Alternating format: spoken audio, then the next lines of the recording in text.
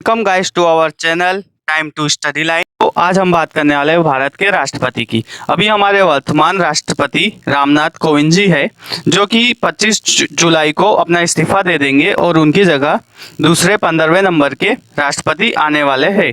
तो 18 जुलाई को राष्ट्रपति चुनाव होंगे और जिसका नतीजा 21 जुलाई को आएगा और 25 जुलाई को हमें हमारे देश के 15वें राष्ट्रपति मिल जाएंगे। पिछले 45 साल से इसी तारीख को निर्वाचित राष्ट्रपति अपना कार्यकाल संभाल रहे हैं। नीलम संजीवन रेड्डी से यह तारीख फिक्स ही हो गई थी और अभी उसी डेट को अर्थात 25 जुलाई को ही सभी राष्ट्रपति शपथ लेते हैं। और संजीवन रेड्डी ने 25 जुलाई को शपथ ली थी। उसके बाद ज्ञानी जैल सिंह, वेंकट रमन, शंकर दयाल, नारायण, एपीजे अब्दुल कलाम जी, प्रतिभा पाटिल जी, प्रणब मुखर्जी और ये हमारे रामनाथ कोविंद जी ने भी 25 जुलाई को ही शपथ ली थी। और हमारे 15वें नंबर के जो राष्ट्रपति होंगे वो भी 25 जुलाई को ही शपथ लेंगे राष्ट्रपति पद के लिए। कौन लड़ सकता है राष्ट्रपति पद का चुनाव, यह जानने के लिए पहले हमको जानना होगा कि जिस प्रकार देश के अंदर राज्यसभा और लोकसभा होती है, उसी तरह राज्यों के अंदर विधानसभा और विधान परिषद होती है। फिलहाल विधान परिषद ये सभी राज्यों के अंदर नहीं होती है, ये सिर्फ 6 राज्यों के अंदर ही है। विधान परिषद हमारे भारत में कर्नाटक, बिहार, उत्तर प्रदेश, आंध्र प्रदेश, महाराष्ट्र और तेलंगाना इन 6 राज्यों के अंदर ही विधान परिषद है। वैसे तो विधान परिषद का राष्ट्रपति के चुनाव के अंदर कोई योगदान नहीं होता है। राष्ट्रपति का चुनाव भारत का कोई भी नागरिक कितनी भी बार लड़ सकता है। चुनाव लड़ने के लिए कम से कम उसकी उम्र 35 वर्ष होनी चाहिए, क्योंकि राष्ट्रपति, प्रधानमंत्री और उपराष्ट्रपति तीनों पदों के लिए ही 35 वर्ष मिनिमम आयु निर्धारित की गई है।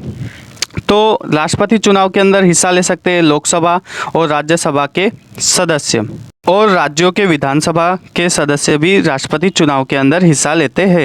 और ये राष्ट्रपति का चुनाव अप्रत्यक्ष मतलब कि इनडायरेक्टली होता है, इसलिए इसके अंदर भारत की जनता इसमें शामिल नहीं होती और वो वोट नहीं कर सकती।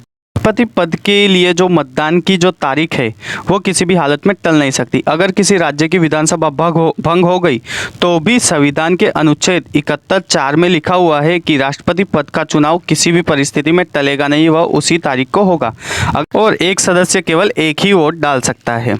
राष्ट्रपति भारत का प्रथम नागरिक होता है राष्ट्रपति। चुनाव के अंदर कौन कौन वोट नहीं डाल सकता, तो सबसे पहले भारत की जनता जो राष्ट्रपति के चुनाव में हिस्सा नहीं ले सकती। राज्यसभा के अंदर कुछ 12 सदस्य होते हैं जो राष्ट्रपति के द्वारा मनोनीत किए जाते हैं, तो वो 12 सदस्य जो राज्यसभा के अंदर राष्ट्रपति के द्वारा मनोनीत किए जाते हैं वो भी राष्ट्रपति के चुनाव के अंदर वोट नहीं डाल सकते। और विधान परिषद के जो सदस्य हैं वो तो डाल ही नहीं सकते। राष्ट्रपति का चुनाव वोटों से नहीं, वैल्यू से जीता जाता है। मतलब कि आमतौर पर क्या होता है कि कोई भी चुनाव में जिस उम्मीदवार को सबसे ज़्यादा वोट मिलते हैं वही विजेता घोषित होता है, लेकिन राष्ट्रपति के नहीं होता है।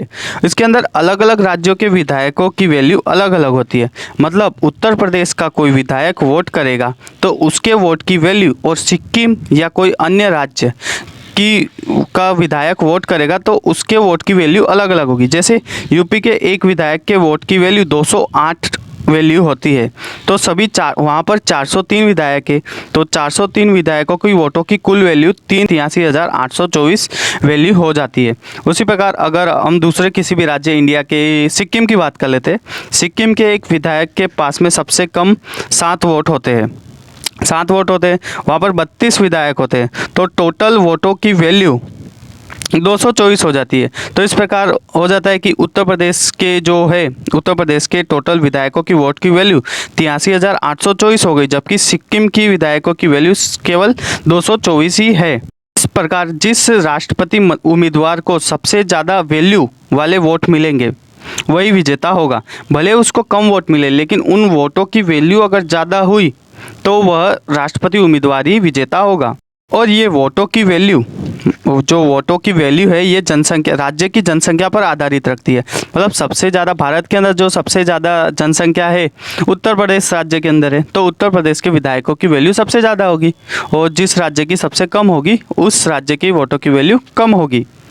जम्मू कश्मीर के विधायकों के वोट की वैल्यू 6,624 है। टोटल विधायकों की जो वोट की वैल्यू है 6,624 है, जबकि राष्ट्रपति जो चुनाव जीतने के लिए जो अगर पूरे राज्यों की बात की है, टोटल भारत देश के अंदर जितने भी राज्य हैं उन सभी राज्यों के विधायकों की वैल्यू देखें तो टोटल वैल्यू होती है 10,58,903 होती है, टोटल वैल्यू पूरे राज्यों को मिलाकर।